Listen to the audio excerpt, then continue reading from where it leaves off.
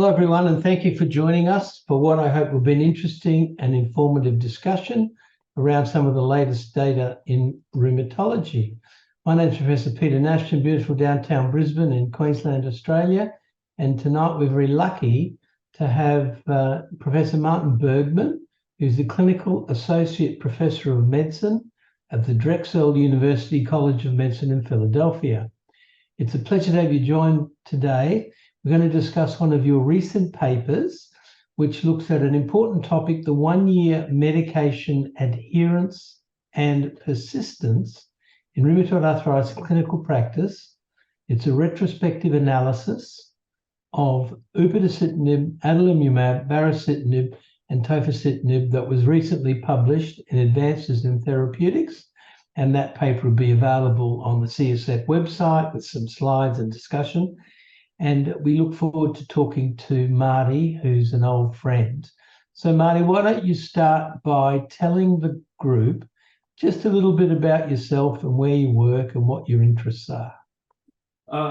Well, I'm Marty Bergman. I am in solo practice, but I also have a clinical appointment. I'm actually been promoted, so I actually am now a full clinical professor rather than associate. So I have a bigger title. The pay stayed the same, so it didn't matter. But I work just outside of Philadelphia.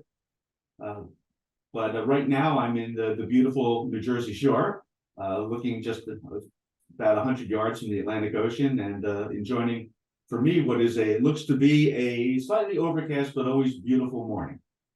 Excellent, excellent. Now that's not near the Atlantic Casino, is it, Marty?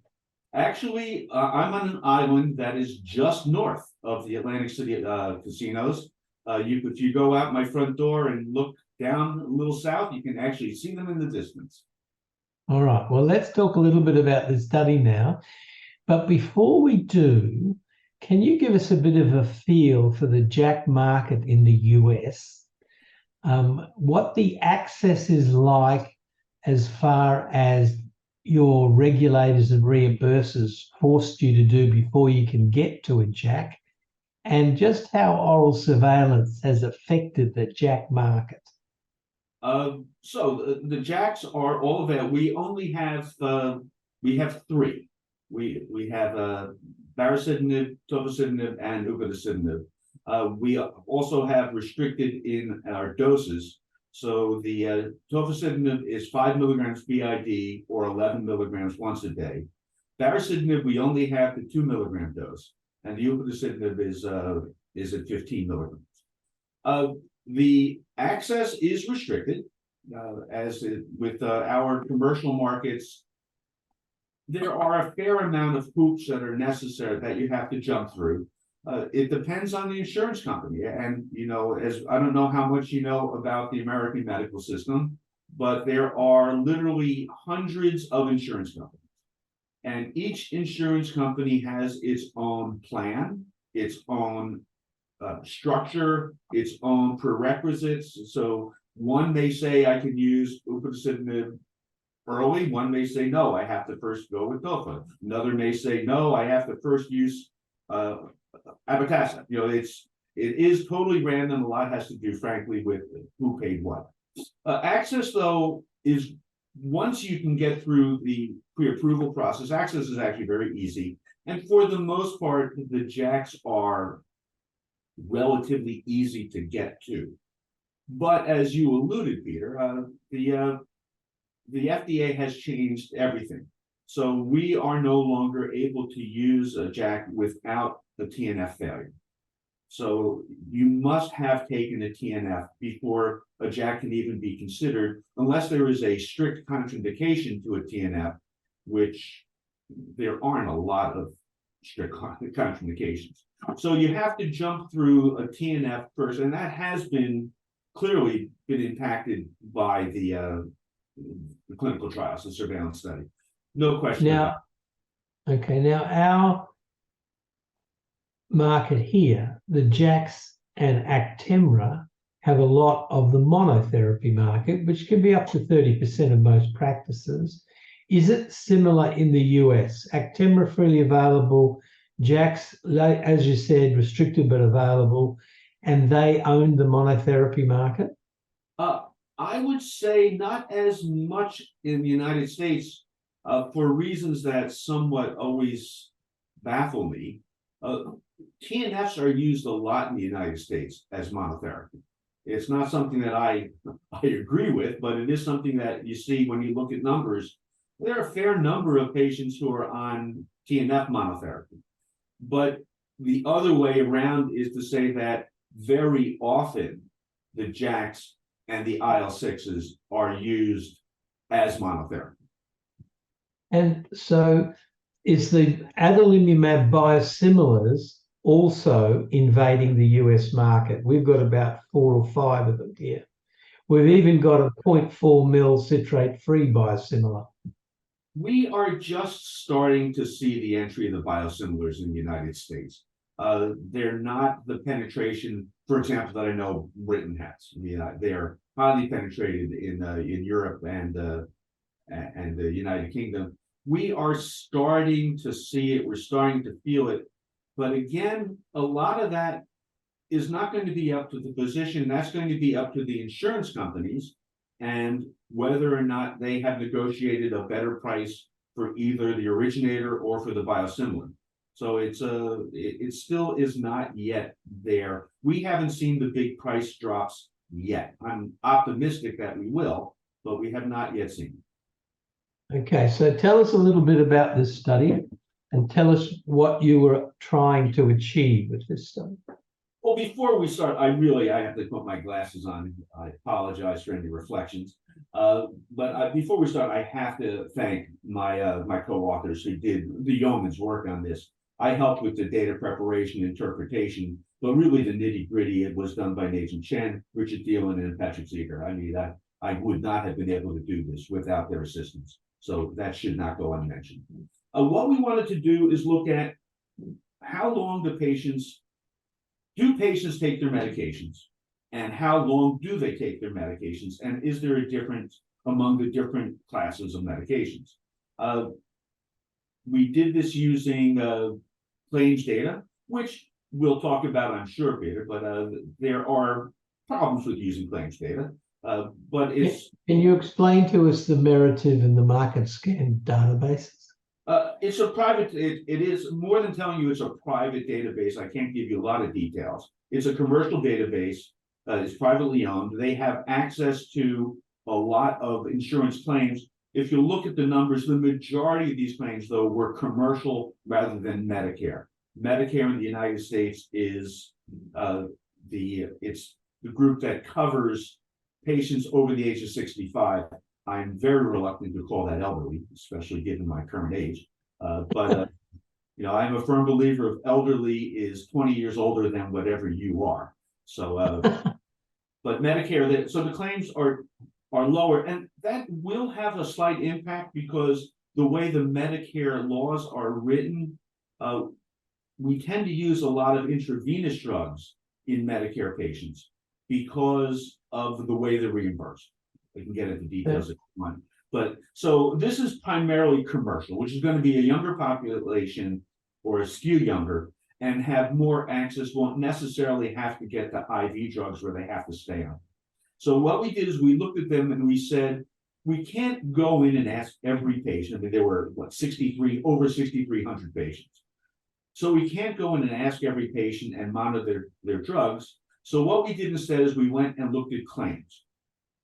Physician writes a drug, puts it in electronically, and then it has to get filled.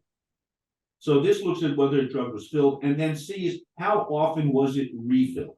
If it was refilled within 60 days, it was considered to be that they were adherent. So they were taking the medication.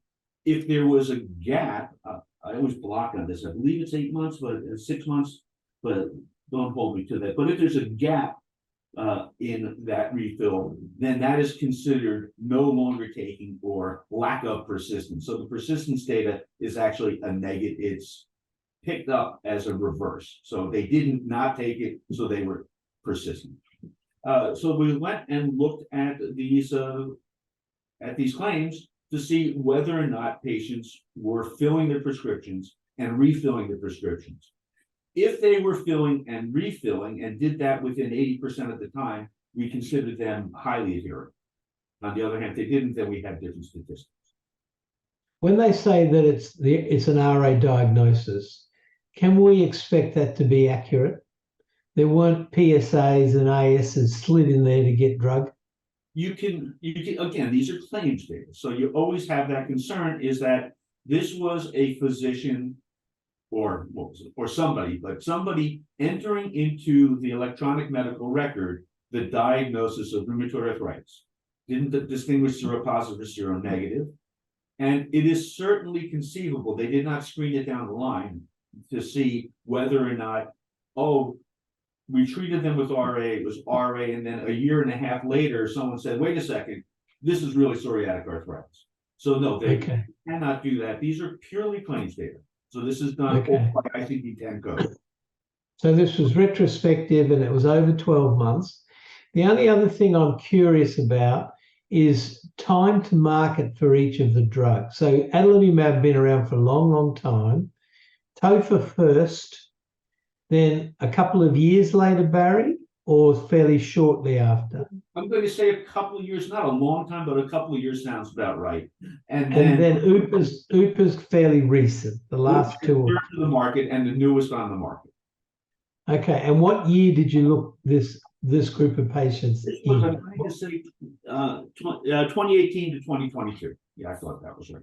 So over 5 years. Yeah. Over 5 years, and oral surveillance the press release was January 21, right in the middle.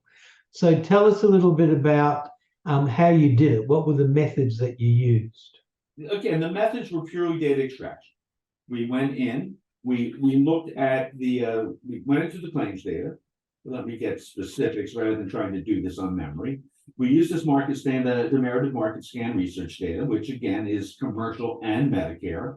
And then we wanted to see who had pharmacy claims. Did they have at least one diagnosis of RA and at least one prescription for one of the target medications? They had to have had insurance for the entire period that we were looking at. And we went to see, who was taking what based on pharmacy claims. And we wanted to see whether or not they were within 12 continuous months of starting the medication, whatever the medication was. Were they on it for 12 months or not? How often did they refill? And also they had to be on insurance during that time. Now we adjusted for comorbidities, age, gender, the different payer types. Remember I said commercial versus Medicare. And we wanted to know whether or not they were primary or secondary drugs. So were they, what were they on in baseline? What previous patients had taken TNFs before? So were they cycling or switching? And we looked at the numbers, and then again, we defined this discontinue. Well, we said if they continued on medications, this PDC called PDC of greater than 80%, so they were refilling at an 80% rate, they were considered adherent. If they had more than a 60-day gap between refill and refill, they were considered non-persistent. That was considered discontinuation. And you didn't count the same person twice if they restarted or anything like that? No, we did not. Okay, because exactly as you say, switching cycling is critical because Upa came last to market. And if you failed other choices and gone through a couple of JAKs, you're more likely to stay on the newest last JAK because it's the only one you got left. Yes, I mean, that would be, I was prepared for that because that would be one of the weaknesses is, yes, we did not control for order of which JAK it was. Had you failed two, had you failed one. But you did a study very similar to this, Peter, in Australia. Yeah. And you saw very similar results. And I guess the question always is, did you switch because it was, quote, the better drug? And did you stay on it because it was, quote, the better drug? Or did you switch to it and stay on it because, well, that's all you had? Yeah, so I can answer that question from the Australian point of view. Then we're going to have a look at the results of your study.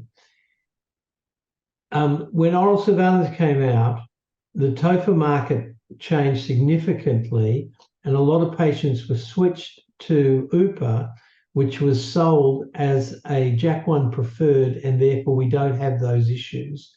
And in the monotherapy space, many people had already tried Actemra before they went to JAKs.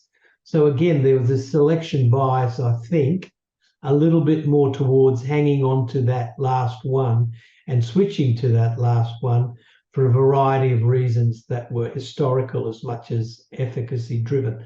So tell us a little bit about your findings then in your particular patient population.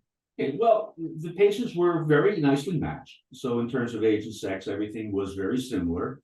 We had 683 who started Upadacitinib, 3732 who had been on Adalimumab, 132 Baricitinib, and 1770 who were on Tofacitinib. Again, consistent with what I would have expected the numbers to have been, and again, consistent with what you were alluding to, which is the order of the JAKs.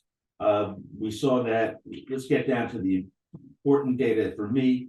At 12 months, we had a greater number of patients initiating UPA who had a change of PDC, about 80%, as opposed to Adalimumab, which was 75%, Bari 58%, and Tofa 72%. And the majority of these patients, so about 51% of patients on Upadacitinib, hit this 80% mark. So they were not only taking it, but taking it with an 80% consistent, which is pretty much taking it on a regular basis.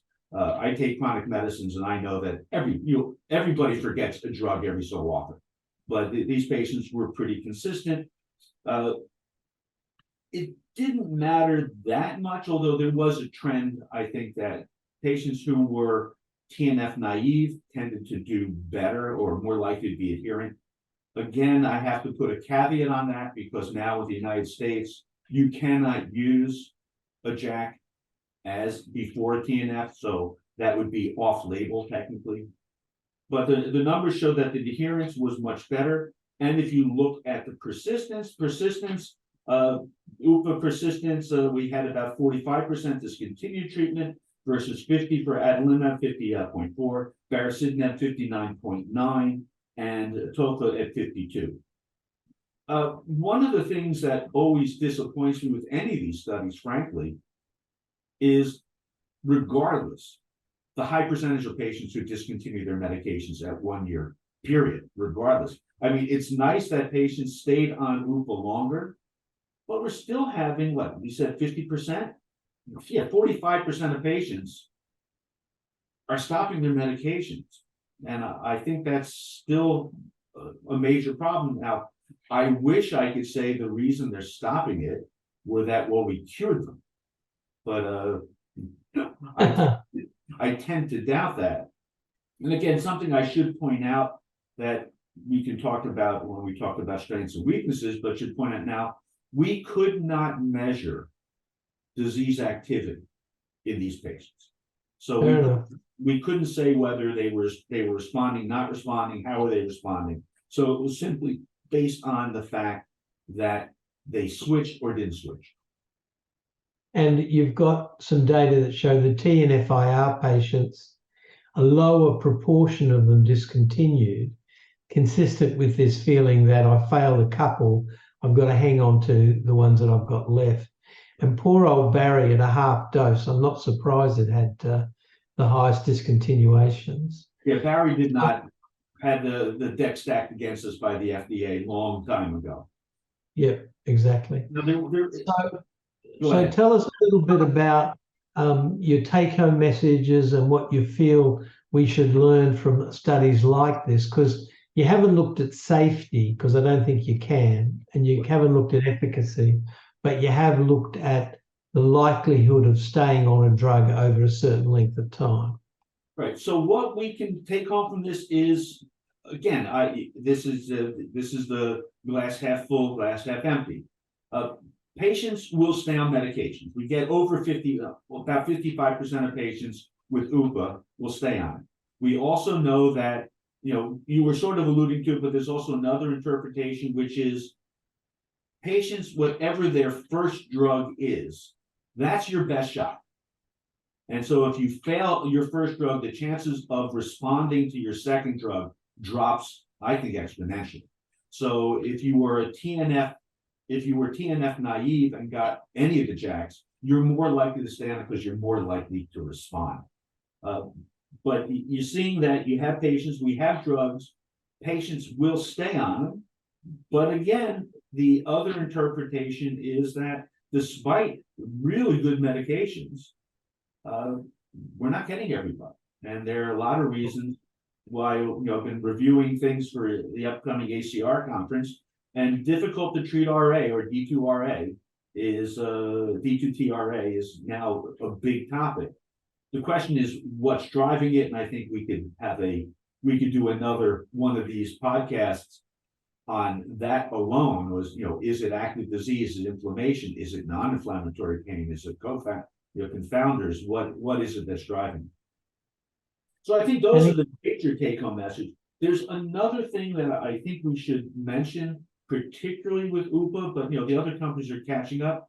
But that is the maker of Upadacitinib has always been very good about its patient support system.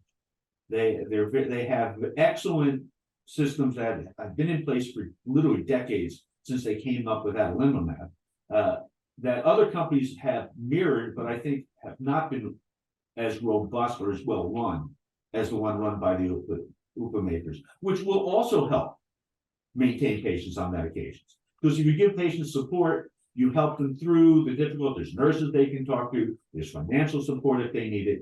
If there's sampling, if you have that, it also has an impact. And we could not get that information from these data either. So following up those take-home messages, do you think data like this, the Australian study and others, although we don't have prospective and we don't have safety, we don't have efficacy, would you be prepared to consider UPA first line before Adalimumab based on these kinds of persistence adherence data if it wasn't for your restrictions? Based on this, and also just based on the clinical data, the clinical trial data, which in my opinion, I think the JAKs, if we take the oral surveillance off the table, before that, I think there was a movement toward getting the JAKs much higher in the pecking order. So these data persistence, they help, but I think one of the things that need to be done if we were to redo this, I would say we also should do it controlling for order of medicine. Because I think that's, you have to know, if this is your last medication, there's old data going way back when that at 2 years, 45%, I think about 40% of patients were still on methotrexate, and it was low dose methotrexate. This, going back to the 80s, but they stayed on methotrexate because, well, that's all you had. So you had the persistence of that. Actually, it was 25%, but even so, you had 25% of patients in 2 years on methotrexate, not necessarily because it was working, but it's because they had. So I think knowing the order is an important variable that we probably should have added. And probably if we redo something similar, I would recommend that we add that. Okay. And anything you plan to do in the future with this data or data similar to this? We don't have any plans as of right now to go back and relook at these. We're always looking at these data because, again, ultimately, we're looking for measures of patient satisfaction. You know that I'm big into patient measures. That's sort of my thing, and patient satisfaction. And as much as we talk about, we want patients to, we want them to have low disease activity, we want them to be in remission. Ultimately, what we want is patients to feel good, and to do well. And that is being driven somewhat by us, but also by the patients. And what we're seeing here is patients very often are voting with their feet. So if they don't like a drug, they don't like how they feel, they stop it. So I would like to see somehow picking up more patient satisfaction, patient responses. How do they feel about the drug? And trying to get something more direct rather than these indirect measures, which unfortunately, doing it what I would like to do borders on the impossible. I'll admit it. Okay. So quite a large study, 6,300 patients, likely channeling bias, retrospective. We don't know much about safety or disease activity. Oral surveillance right in the middle, which would have undermined TOFA, Barry inadequate dose. So lots of issues with this, but hypothesis generating and suggesting that maybe a prospective forward-looking study with these other things might make a difference. Any final comments, Marty? No, I think we're still seeing, my biggest comments are we have good drugs. We're seeing persistence. We see patients do stay on these drugs, which implies that they are responding. Most of these people were not original drugs, so they were failure of other drugs. So we're still having decent persistence of patients who have failed other drugs. We have a good order. We have medications that work one after another. Whether or not we can take home that UPA is the better drug from this study, I think you pointed out some of the biases that would not prohibit it, but make us think twice. But at least we're getting information that patients are staying on it, notwithstanding the fact that, like you said, in the middle of this, we had the whole safety scare and the whole FDA changes, then people are still going to the JAK class, which I personally think is appropriate. Okay, well, thanks again for your time, Marty. If you'd like to know more about this paper and others uploaded to the CSF website this month, you can get detailed slide sets are available in the publication section at cytokinesignaling.com. Please subscribe to this podcast on iTunes or other podcast media and give us some feedback and let us know what you think. Thanks very much, Marty. Greatly appreciate your time. Thank you, Peter. Appreciate it.